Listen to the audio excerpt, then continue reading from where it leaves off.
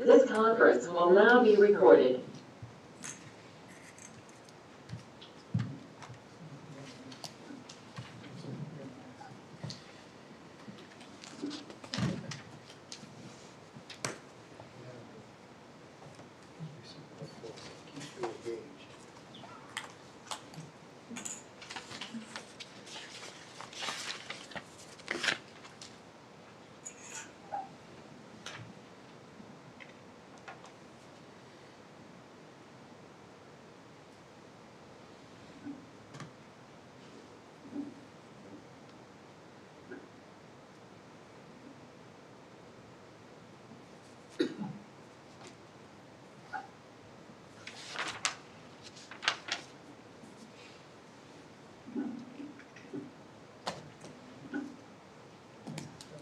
I forgot to turn the clock forward. I saw that. I thought about fixing it, but we'll just power through.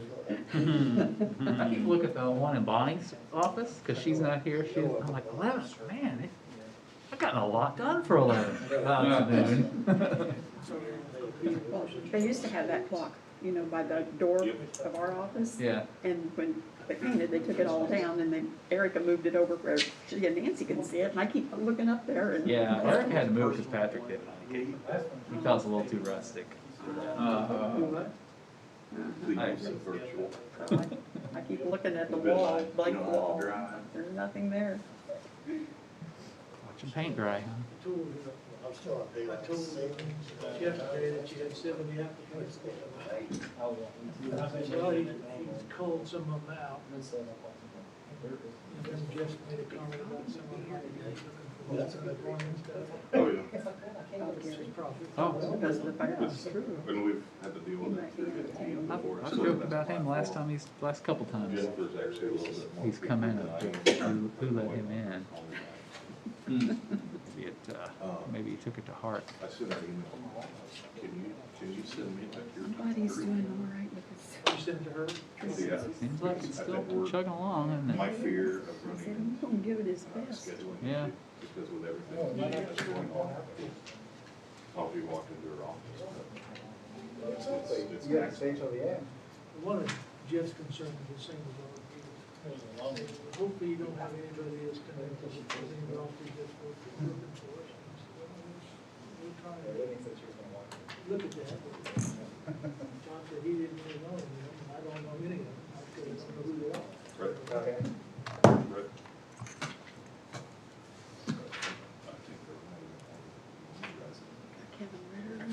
Yeah, he's on. Yeah, I didn't even. We have Kevin on? We do. Yeah, he's on. You guys hear me? Yeah, Kevin, we can hear you. I got 7 o'clock, so I'm gonna start the meeting.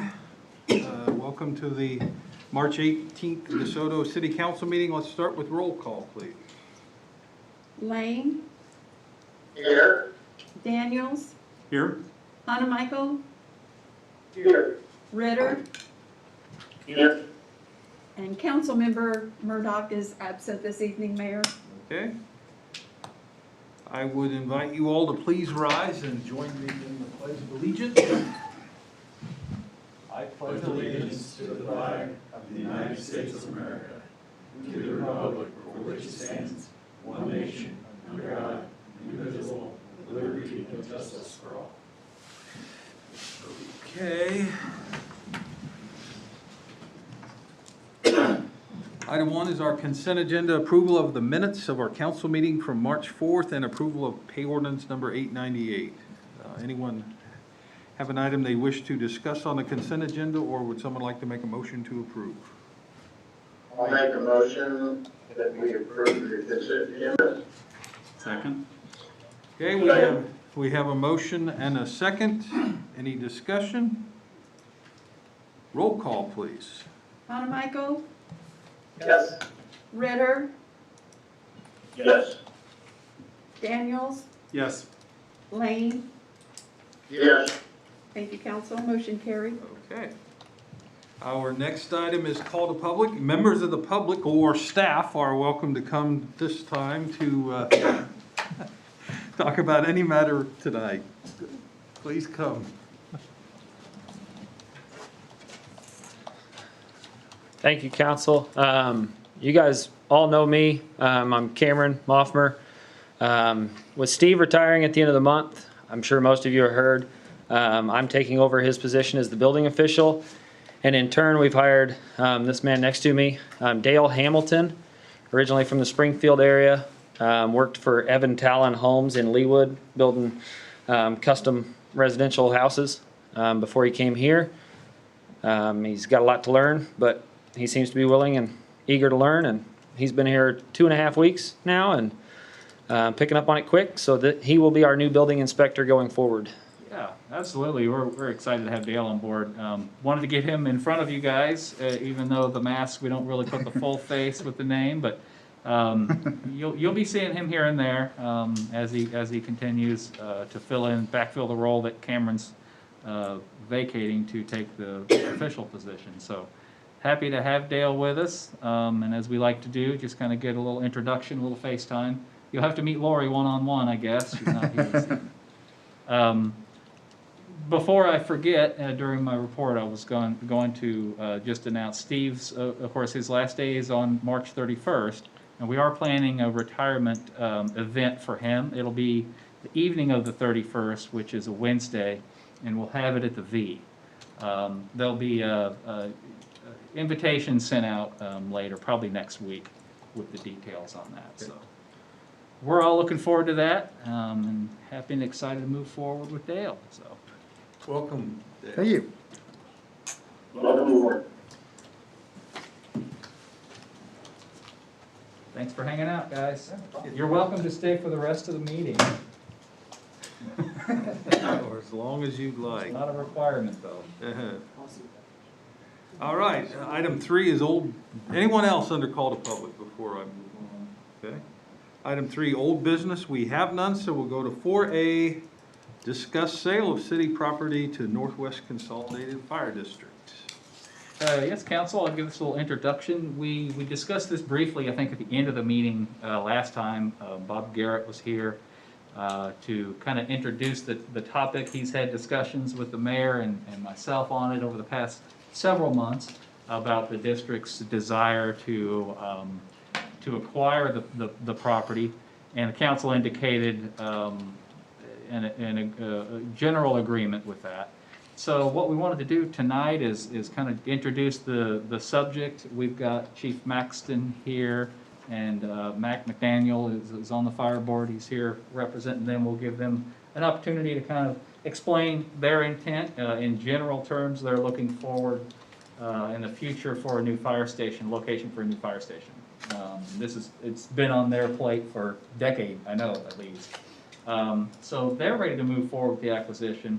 And what I've done here in the staff report, I've created a little map, and it's a little busy, but the property, as we know, in all, there's several parcels. Some of them are platted, some of them are not platted, some of them are right-of-way. One of them was actually KDOT right-of-way initially. In total, we own about 10 acres on that corner, but really only about 3 or maybe 3.5 of it is actually buildable. The reason for that is we do have to preserve some for right-of-way for Lexington Avenue and for Commerce Drive, but a big chunk of it is taken up by the stormwater detention facility that was designed in 2004, built in 2005, and actually is the planned facility that will accommodate runoff from an apartment complex that we approved a couple of years ago that's still in the works of going in. So the detention facility kind of needs to stay. So what I've shown here, this yellow area is about 3¼ acres of what essentially would be buildable space on the property. So with that, I'll invite the chief to come up and say a few words about their intent. It was suggested last time that we go ahead and get an appraisal on the property and start the title work. We just want to make sure that none of the property was deeded to us with any specific restrictions, and it's all in a legal position where we could sell or transfer it to the fire district if we wish. So with that, I'll stop for any questions. Oh. Thanks, Mike. I'll just go first. My name's Walt McDaniel, live here in DeSoto, I'm on the fire board. And I just wanted to personally thank the council people for taking this incentive and looking forward.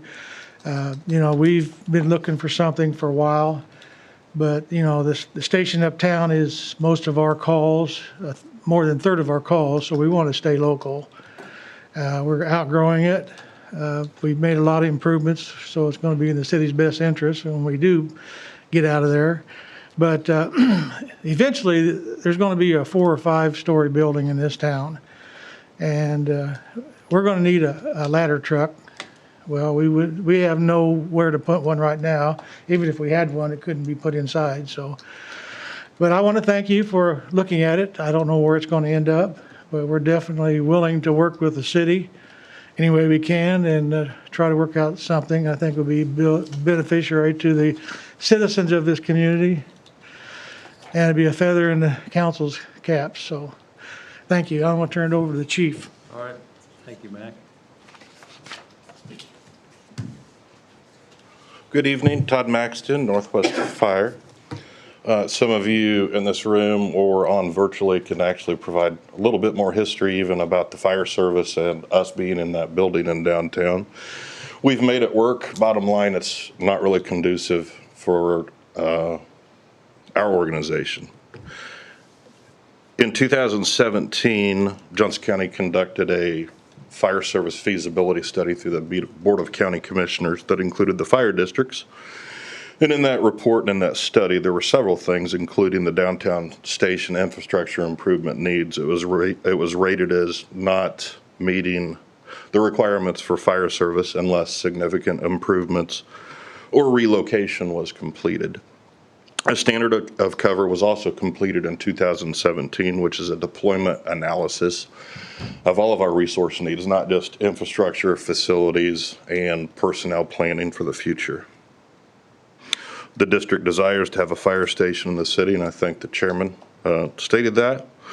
A new building will allow us to design a station that fits the way we operate and provide additional space. Fire stations are expected to serve for 50 years and are local landmarks for a community. Our most significant needs are increased base space, office space, meeting space, storage space, training space. I think we picked up on the space. Space, right? Space, safety improvements, separations from contaminated gear and equipment, and separations from operations and administration. There will be budget and construction cost concerns. This is obviously in the very early stages, and I don't want to speak for our governing body. This topic and this specific area has not been talked about in open meeting in detail. I will tell you that. And then we are open for questions. Okay, questions from council? Rob, anything from here? I don't think so, not right now. Okay. Kevin Hanemichael, any questions for the fire board? No questions. I think it's a great idea. Danny? I just wanted to ask the chief, are we expected, I know you're wanting to expand and you're talking about space. Is there provisions in this or thought about this also to have the EMS crew down there with an ambulance be more centrally located to the city? That is a very good question. I've been in just brief conversations with Chief Davis with MedAct about it. They currently are operating under a legacy agreement at our Kill Creek station for the squad for Johnson County MedAct with one paramedic.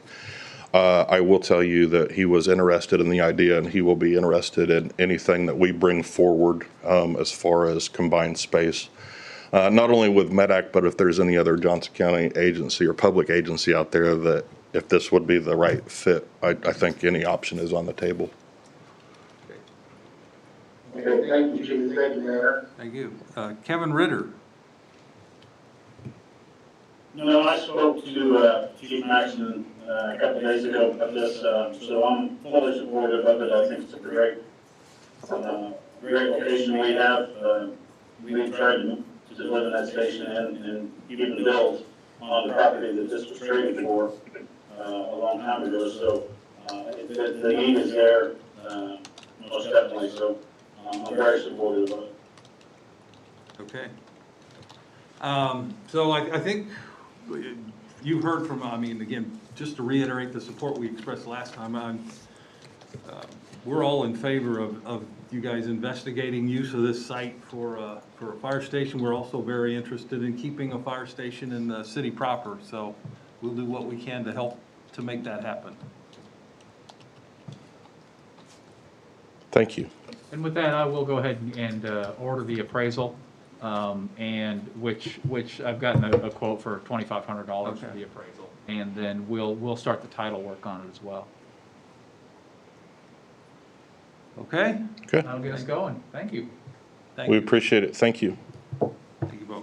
So Mike, would it have to be re-platted or something to consolidate some of the different plots into one? Yeah, I don't know if it needs to be platted, but definitely, all the property, we'll have to redefine some legal descriptions, Okay. separated tract to be, and I don't mean this figure here to be, that's the only 3.25 acres we're talking about. It could be the whole thing with some easements back and forth, and the idea of this exercise, this map, the idea was, let's make sure there's enough space to meet their Right. needs, at least preliminarily, we don't, and it looks like there is. All right. Thank you both. Item B, consider building maintenance fund expenditures. Thank you very much. Thanks. Thanks for coming in. Thanks, Mike.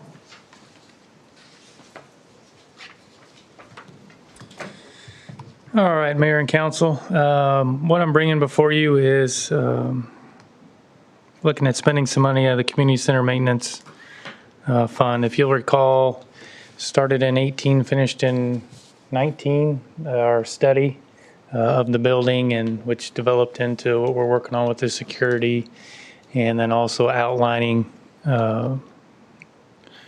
where we are in terms of our different HVAC, electrical, flooring, doors, hardware, all sorts of infrastructure here in the building. And based on taking a look at, we set up some spreadsheets with that, and based on taking a look at that, the items here on this list are the ones we've identified as the most pertinent to try to get taken care of this year.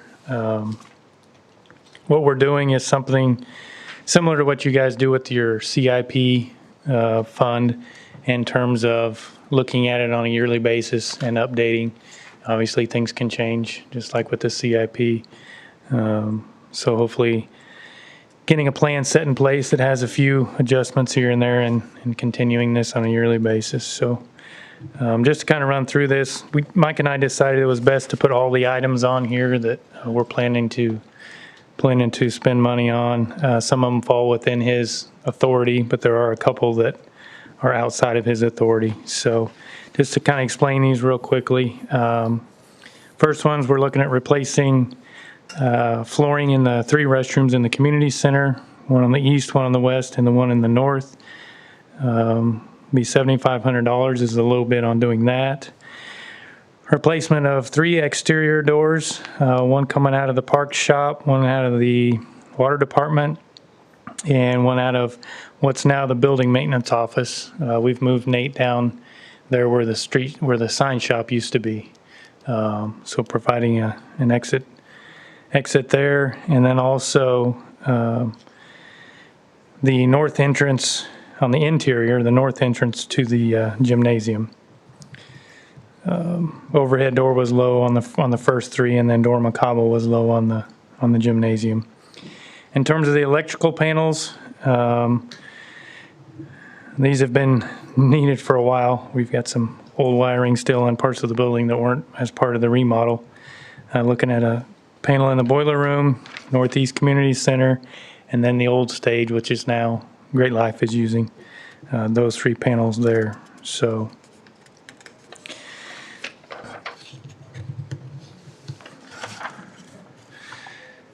basically, we plan is to move forward with the low bids on all of these projects, And what I'm asking from you is two separate motions. The council wishes to move forward with the epoxy flooring project.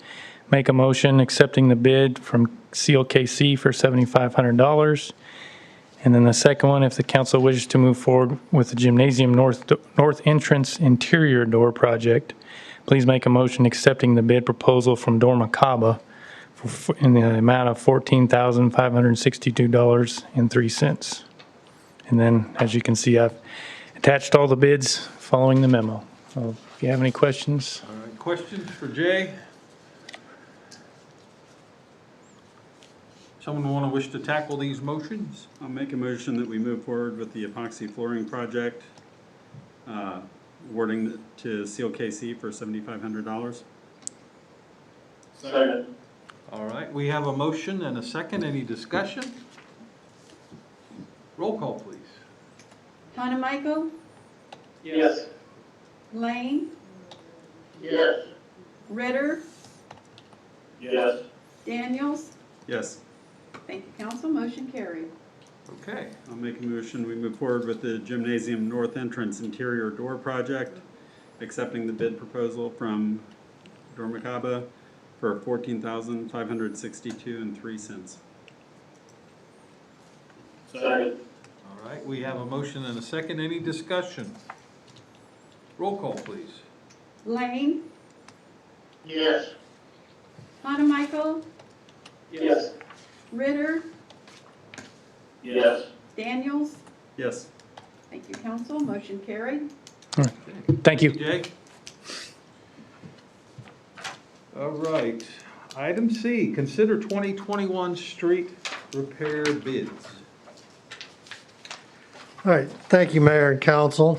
As you know, we discussed in January projects for street repairs for DeSoto, and Council approved the project of 98th Street, Taylor Court, 84th Terrace, and 84th Circle for combination mill and overlays and patchwork to bring those subdivisions to a point where the roads aren't right on the edge of failure, which they are. 98th You think Street. they're at the edge there, Brad? Well, no, they've actually gone over They're on the wrong edge of the wrong edge of failure, exactly. Sorry to interrupt. Okay. I was trying to be a little bit politically correct there. Anyway, we bid all these projects together and got some really good pricing. I was pretty excited that we're basically about $100,000 below where I had budgeted for. So Little Joe's is the low bidder. We have worked with Little Joe's a couple times in the past. They haven't done any big projects for us. They did do the asphalt parking lot next to the fire station downtown. That was a Little Joe's project. They also did the paving out at the water distribution building out at 95th and Sunflower. So those are smaller projects for us, but they came through both times and did well on those. So I do feel comfortable recommending Little Joe's as far as the low bidder. They were barely the low bidder, which is kind of nice. And so with that, if there's any questions, I'll stand for those, but would recommend Little Joe's to the council to proceed. They also did say that they are willing to get started pretty quickly. They had some concerns with busing and things like that, but since the residents certainly in the Taylor Court, 84th Circle and Terrace were obviously here at a council meeting last time and wanting to see some of their streets repaired. I don't think that they're gonna, we can work around those issues. And we did have a notification of residents was part of their bids as well. And we'll certainly work with Whitney on any of these things posted to our website and any additional notifications might be necessary. Well, we can either do door hangers or a direct mailing or something like that. Okay. Questions for Brad from anyone? Yeah, if I can jump in. Certainly. Yeah, I'm familiar with everybody who was on the bid list except Little Joe's. So have we covered with them adequately the maintenance of traffic, given that both of these locations are gonna be situations where they're gonna have to stage and phase in a way that they keep residential traffic, or residence traffic, or access to their homes. Has that been adequately covered with them? Yeah, we did, and actually, Councilman, we did put in the bid that all residents would have to have access to their homes, after 4:30 or so in the evening, but intermittent disruption might occur, but we did talk about that and make sure that they're clear that they are going to have to allow through traffic at times in this area, because obviously they're clearly, while they're not dense residential, they're certainly residential areas. There'll be people coming and going. So they are aware of those issues, yes. Okay, I just want to make sure they're accounting for, costs and extra effort of moving equipment around and, doing the prep work you got to do at the end of the day and then rework at the beginning of the day, that kind of thing to do that. So they are really tight, especially between Little Joe's and Menino's, so I just want to make sure you're comfortable with their history and reputation on comparable projects. Yeah, I guess I don't have any comparable projects, Mike. That I guess DeSoto's worked with Little Joe's quite a while ago, but my experience was just those two smaller parking lots. Yeah, I am familiar with them. They tend to do smaller projects, but they've done a number of public jobs. None come to mind in the last 5 years, but No, we haven't had it in the last 5 years. On a public street project in the neighborhood. So, yeah, I think we can adequately cover those issues in a pre-construction meeting. It was in the spec, so. I don't have any reason to believe that they can't perform. Okay. And you have a big enough milling machine that you do all the milling, because I have worked with those folks several years ago. And they didn't have a very big milling machine, and it was, it actually broke down on our project. But Really? hopefully, yeah, but that would be my only concern. Same as Kevin's, but just want to make sure it works well. Yeah, well, maybe we need to have a discussion with them. I don't think we specified equipment sizes, it's a performance spec, so, yeah, I think, we can definitely address those issues in a pre-construction meeting. If we want to allow 2 more weeks now, and delay this until we can have those discussions, we could do that. The next meeting is 2 weeks away. Given that it's $1,000 apart on a $250,000 job, I wouldn't mind if you haven't, to do a little bit more due diligence between the two and just make sure, we're doing the right thing. Yeah, we can do that. The other thing we were gonna just mention this evening was because we have the bid came in $100,000 lower. Our suggestion would be to add scope to the project that would include the Burr Oak Circle cul-de-sacs and what's this? That's called? Pin Oak. Pin Oak in the Oak Country subdivision, or I'm sorry, the Cherished Oaks, to just get that subdivision completely done. I think within that $100, we could add that scope to the work. So we had intended to bring that back as a change order if the council was comfortable going that way. Maybe this will give us some time to have these discussions with them and then bring that back that increased scope at the next meeting as well to handle that all at once. Not to change your thought process, but an alternative might be to offer that additional project to the 2 low bidders or the low 3 bidders to each provide alternate pricing for that. They're all going to know where they stand now, but I mean, offer. Yeah, I would totally support going to the low 3 and having that conversation. As long as that doesn't, violate any agreement rule, I would totally support your suggestion. I would agree with that as well. So in essence, put that added scope as kind of a separate Request mini bid a proposal from the low 3 for the added scope. Okay.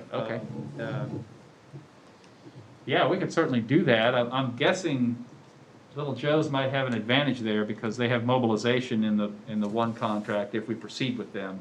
Well, I guess what I would say is then we could evaluate then on the total package as well, Okay.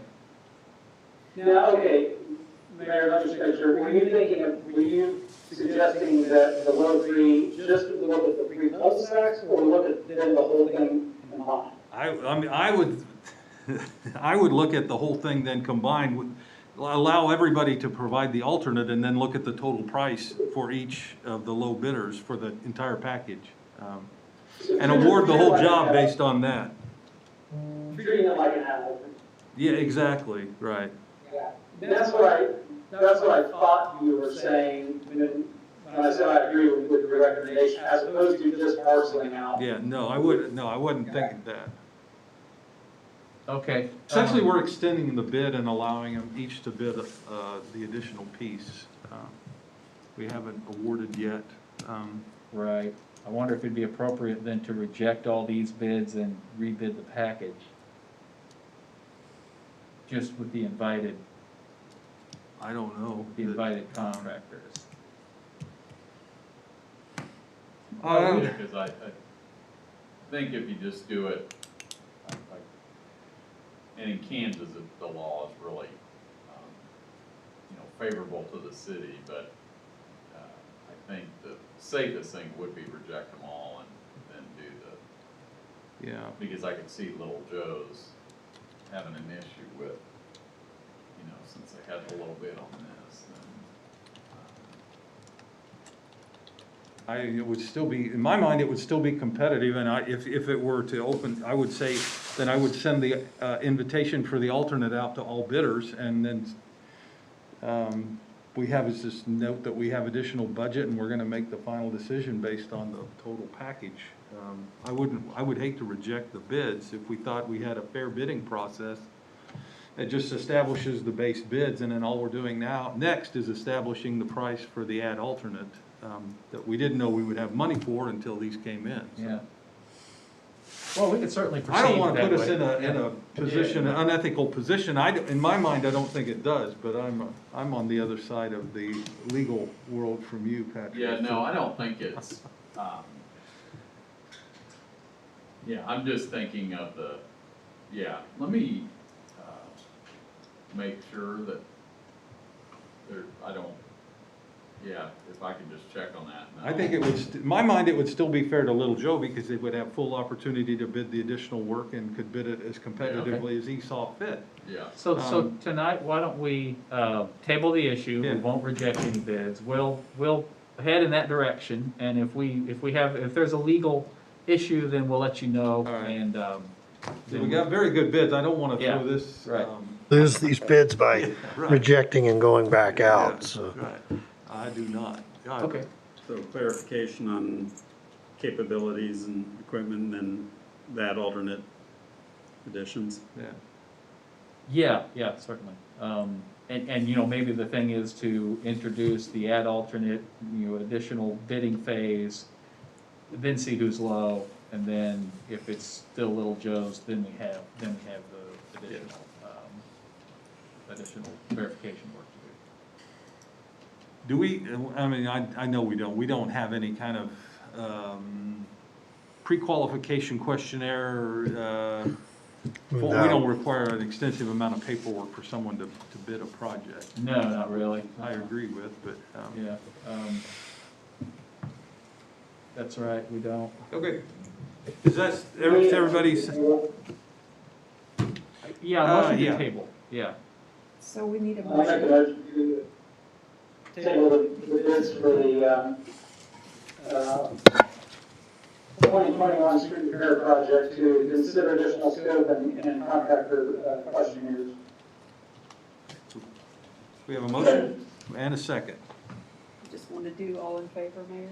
Yeah, all in favor, say aye. Aye. Aye. Opposed? Okay, motion carries. Thank All you. right. Thank you, Brad. Thanks. So on that, how soon would we have the ad alternate bids before us potentially? I think it might be tough to get them for the next meeting, but it might be the second meeting in April. Okay. Yeah, I think the second meeting in April should be pretty easy. Yeah. Yeah.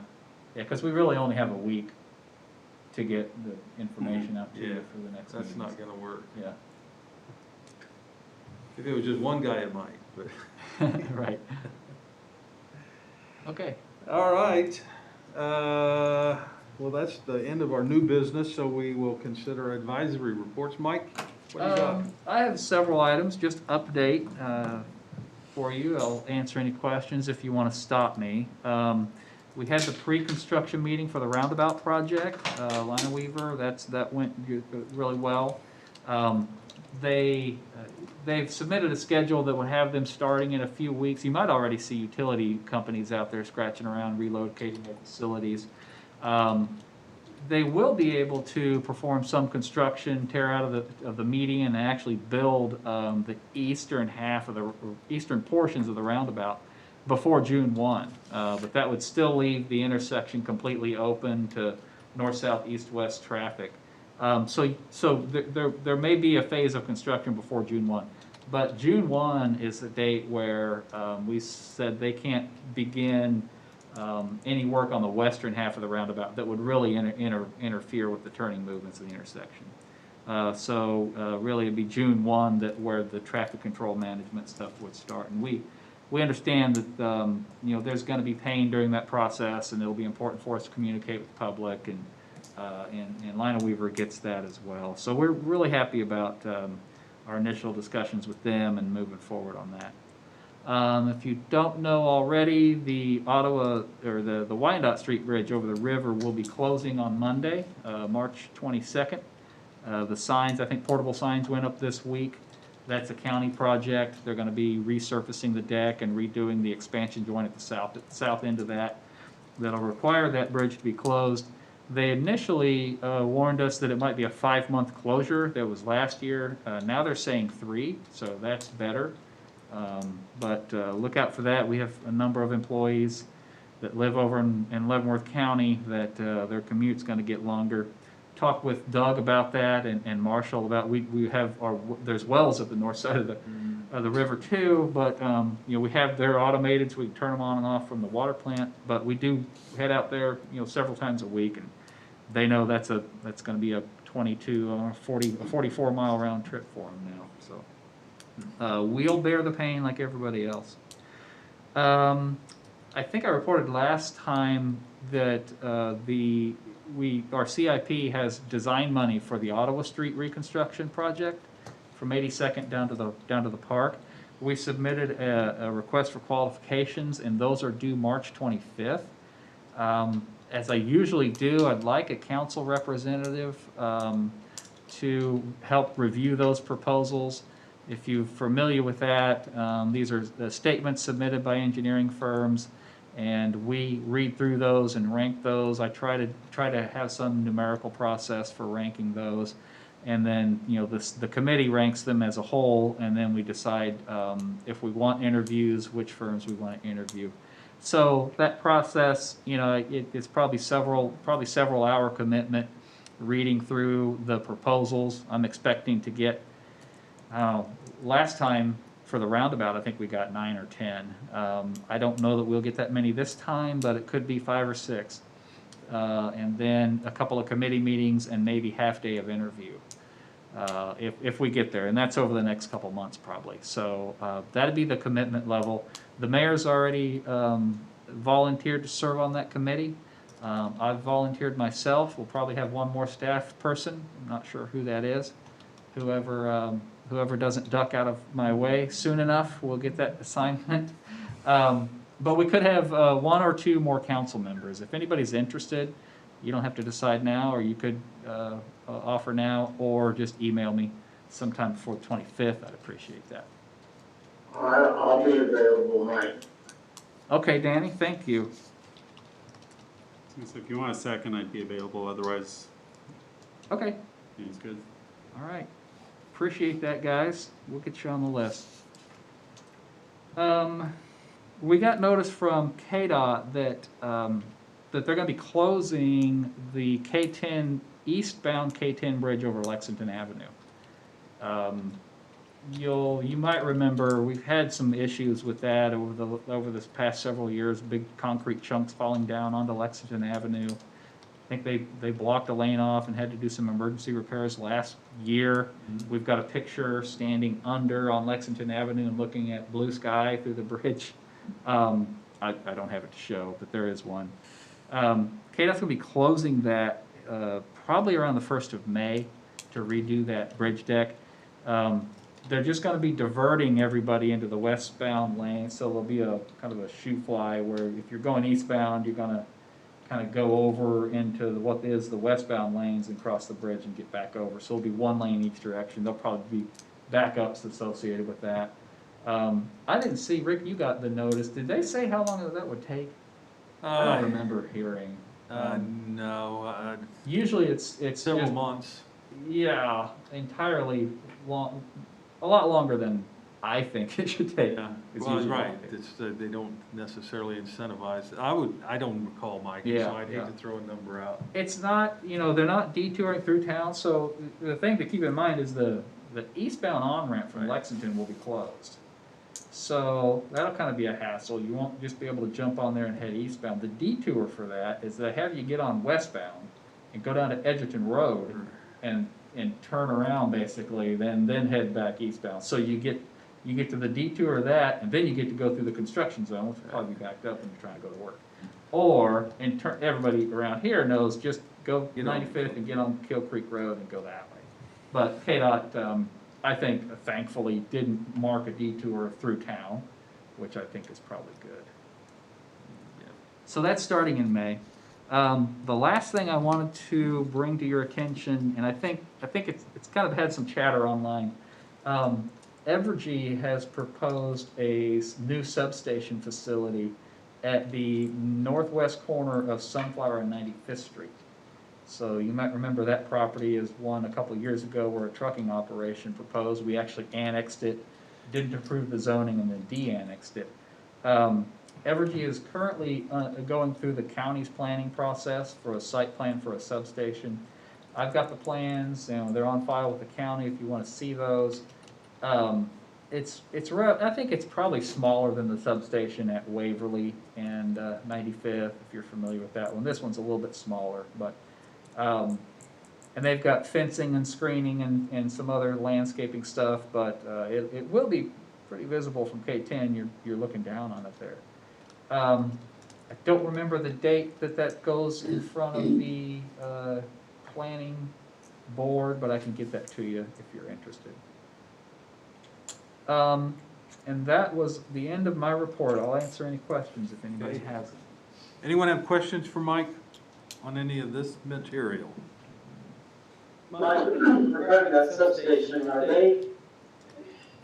is there any coordination between the Southwest area master planning work that's being done through the EDC relative to potential demands for that area? Yeah, Kevin, and what I can't tell you is if that substation is in reaction to any of those or if it's just unrelated. But Evergy's very plugged into the Southwest area plan for more reasons than one. But yeah, that's a loop that I want to close, is to see if that substation is in anticipation of that. I suspect it is, because in previous rounds of economic development discussions there in that area, Evergy's indicated a need for a new substation in the area, and I think this is it.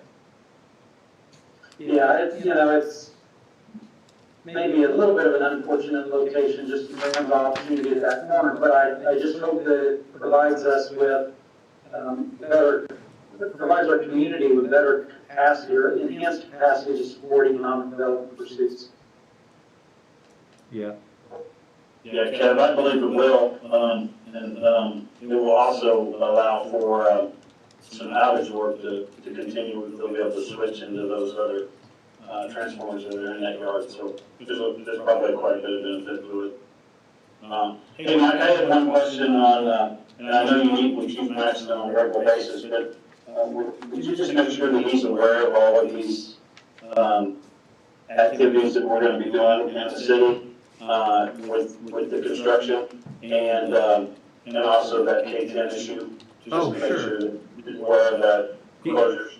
Yeah, He is on the list that receives those notices as well. Yeah, he was. Yep. But Thank you. we're I just want to make reminded. sure that I get caught. Anyone else? Okay. City Attorney. The only thing I had, handed out this monitoring agreement. I think Brad probably more familiar with it than I am, but we just got this agreement. I think it's only $480 a year. Is that right, Brad? But we'd like to go ahead and get approval for me to continue to negotiate with them on that. There are a few items that we generally are not agreeable to, that I've asked them to make some revisions, but if we can go ahead and get authorization to move forward on that, that way we can go ahead with the, getting the system going, the security system. Okay. Any What is questions? this on? I'm sorry, I didn't quite hear Patrick. Oh, sorry. Yeah, Danny, I'm sorry about that. This concerns the monitoring an agreement to have a company monitor our new security system. We're trying to go ahead and get authorization that I could continue to negotiate with them to get the agreement ironed out, so we can move forward on that system. It's $480 a year. I think he emailed it to everybody just about the time the meeting started. Yeah. Oh, did you? Okay, good. I was trying to pull it up. You need a motion? Consent. Yeah, if you would. I make a motion that we approve the, you said it was 80 per year? Yep, $480 a year with $480 Brothers. for the monitoring system for the security system. Second. All right. We have a motion and a second. Any discussion here of the motion? Yeah, now, is this, ever occurring each year, or is this just a one-time thing? No, one of the revisions I've asked that it go year to year, just so we avoid the cash basis issue. So I've asked that it be an annual agreement, so we could always end it at each year if we wanted to do that. But it's not one time, it would need to be renewed 12 months from now, right? I mean, Well, I think continue the service. the way we'd set it up is if nobody had an issue, it would just continue to Right. renew each year, but it would allow us to cancel it if we wanted. Okay. Any other discussion of the motion? Roll call, please. Ritter, Yes. Monaco, Yes. Lane,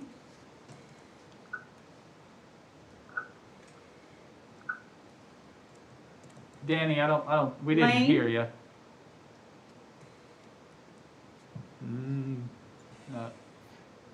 Okay, yes. Yes. Danny, Daniels, Yes. thank you. Motion carried, Mayor. All right. Anything else, Patrick? No, thanks. All right, thank you. Brad? I guess, based on what we're talking about a little bit with the security system, I'd like to give a sort of brief update since Jay is here and he's been intricately involved in the process as well. Should have been distributed your key fobs, so those have all been tested, or I guess Mike's got them right here. So we have the fobs for everybody, and that will get you access to the building, council chambers, through all these doors. So members that aren't here will have to come by and stop by and pick it up. And Jay's got everybody programmed, all employees, with a list of about 40 people, I think, that we ultimately ended up. So all employees have fobs, council members have sheriff's department, and then we've got a couple extra if we have to have a contractor that needs to have access to the building. So Jay will distribute those on an as-needed basis. So that part is done. What we had talked about with the security monitoring, that's sort of the last piece of the puzzle right now.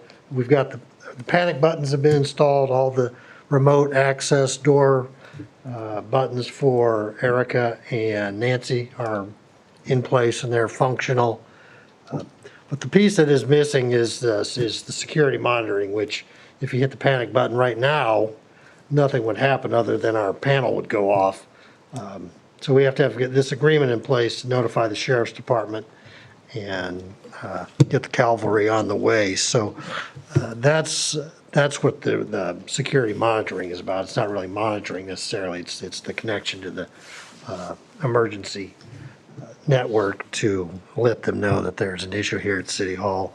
So we'd like to get that taken care of as soon as possible. I think we'd like to get everything all functioning, the security agreement, panic buttons, all the locks, doors, everything, before we implement the entire security system. Because right now we have all the doors unlocked during the day. We're unlocking them manually.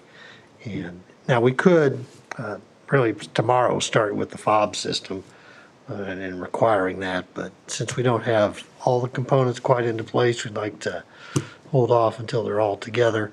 There are still a few punch list items the contractor needs to finish up. They need to repaint some of the areas in the front of City Hall.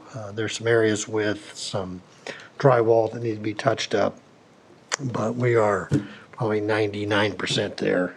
Project was a little over $100,000, and the last piece is this $480 annual thing that we've got to get set up. So that's kind of where we're at with that. I don't know if Jay, if you've got anything else you'd like to add, but Jay's in charge of the system itself as far as adding people, or somebody quits, taking the old fob back, and we can actually reuse them, and he can reprogram for another individual as employees turn over or what.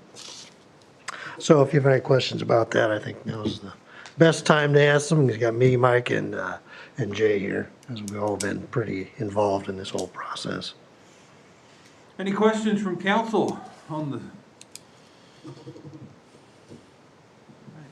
No, I just had the consultant that we were using, this is all what he recommended, is that true? Is that correct? Yes, as far as the system itself, now I did talk to him about the monitoring system. He did recommend that we stay with Kenton Brothers, because if we went out for a process, the new company would have to charge some sort of a mobilization to get their system into our network, which would probably cost $1,000 to $1,500. So, and all the pricing that we looked at seemed to be about $400 or $500 a month. So he said to stay with Kenton Brothers, at least for the time being, the way Patrick's got it set up. If after a year's time we're not happy with the service, or if there's a glitch in the system, we can change. Thank you, Brad. I just wanted to know if you'd been in the loop. Yes, he has been. Okay. All right, thanks, Brad. City clerk. I have nothing further this evening, Mayor. All right. Council comments. Rob, since you're here alone, I'll let you start. I have nothing tonight. Okay. Danny. I'm good, Mayor, thank you. All right, thank you. Kevin Ritter. I just have one, I haven't seen the last drawing of the roundabout, and I know that street that comes out is gonna be a one-way street around Casey's and that complex back there. Mike, are they gonna be removing that sign that is in that section there, or do you know if that sign is gonna be removed and replaced, or? Which sign is that? There's like a 4x6 sign that sits right, That right one? there. Yeah, no, that's outside of the construction area. We won't be messing with that. Yeah, I knew that road I thought that road managed a little bit, but I wasn't sure. Yeah, no, it won't be affected. Okay, thank you. There was somebody that asked me for that, so I thought I'd ask. Okay. Okay. Kevin Hunemichael. Yeah, just an observation and a question I probably should ask Mike earlier. So for folks who don't get the DeSoto High School newsletter, the article on the roundabout that was written by Leslie Hutchinson did come out, and thought it was pretty good. Mike had some quotes in there, and thought that turned out really well. Hopefully we can have some other partnerships between the high school journalism class and city projects, city infrastructure, city business. And then, Mike, I had called you, and I know you probably don't have any other information, but if you could just keep us up to date on opportunities for state and local government aid that may be coming from the stimulus package, or any thoughts that you have there, or anything that we may be able to position out of that. Yeah, that's a good point. I think you had a question about some broadband help from stimulus that was done in December. And I did follow up. It sounds like that assistance is primarily handled by the service providers. And a number of them have been responsive to a question I had for them if they're going to implement that system. The big one is this latest CARES Act with what did it have, $350 million or $1 billion in state for state and local governments, and there's certainty that we will that a substantial amount of those funds will find its way to DeSoto. They do have some restrictions, but not nearly the restrictions that we had with the stuff that we did over the summer and fall.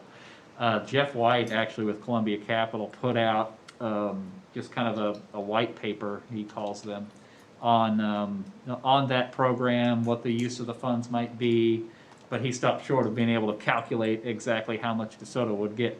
It definitely will be in the hundreds of thousands of dollars, and so as soon as I find out what that amount will be, I thought what I'd do is give you that guidance from Jeff White, and with that amount, and so we need to probably start having those discussions, probably roll them in, tie them into the budget discussions about what to do with that money. But it does seem like there will be some good decisions to be made.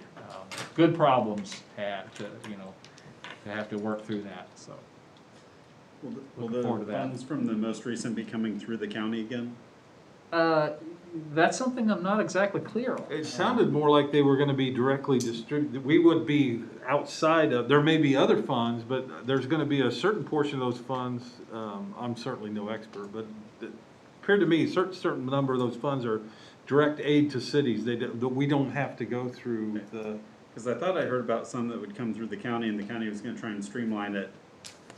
So that's a question in my mind, because the legislation talks about CDBG entitlement communities and non-entitlement communities. And we're kind of wrapped in with Johnson County on the CDBG side. We don't make application directly to the federal government for CDBG funds. We make it to the county. And so that tie in there, I'm not exactly clear how that might affect the funneling of the funds.